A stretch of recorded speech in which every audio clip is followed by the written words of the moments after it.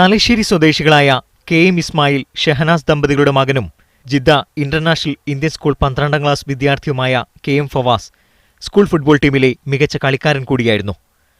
സിഫ് ജിദ്ദയിൽ സംഘടിപ്പിച്ചുവരുന്ന football tournament D division വിഭാഗത്തിൽ കഴിഞ്ഞ ദിവസം നടന്ന മത്സരത്തിൽ ഇന്ത്യൻ സ്കൂളിനു വേണ്ടി ഫവാസ് ബൂട്ടണിഞ്ഞിരുന്നു. അൽനൂർ ഇന്റർനാഷണൽ സ്കൂളിനെതിരായി നടന്ന ഈ മത്സരത്തിൽ ഫവാസ് 2 ഗോളുകൾ നേടി തന്റെ ടീമിന്റെ വിജയം ഉറപ്പിക്കുകയും ചെയ്തു.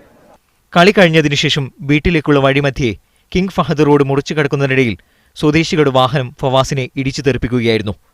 ഗുരുതരമായി പരിക്കേറ്റ് ഇർഫാൻ ബഗേദു ആശുപത്രിയിൽ തീവ്രപരിചരണ വിഭാഗത്തിൽ ചികിത്സയിൽ കഴിയവെയാണ് ഇന്നലെ രാത്രി 9 മണിക്ക് ജിദ്ദ മലയാളി സമൂഹത്തെ ഒന്നടങ്കം നിരാശരാക്കിക്കൊണ്ട് ഫവാസിന്റെ മരണം സംഭവിച്ചത്.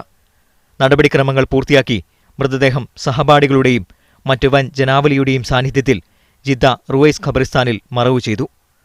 ഫവാസിന്റെ മരണത്തിൽ ദുഃഖസൂചകമായി നാളെ ഇന്റർനാഷണൽ ഇന്ത്യൻ സ്കൂളിൽ നടക്കുന്ന റിപ്പബ്ലിക് ദിന ചടങ്ങ് പതാക ഉയർത്തൽ മാത്രമായി ചുരുക്കി മറ്റ് ആഘോഷ പരിപാടികൾ മാറ്റിവെച്ചതായി സ്കൂൾ പ്രിൻസിപ്പൽ അറിയിച്ചു. കഴിഞ്ഞ മാസം ദുബായിൽ നടന്ന CBSE അഖിലേന്ത്യാ ഫുട്ബോൾ ടൂർണമെന്റിലും ഫവാസ് ഇന്ത്യൻ സ്കൂളിനെ പ്രതിനിധീകരിച്ച് പങ്കെടുത്തിരുന്നു. Sadiq Ali Thuvvur, media 1, Jeddah.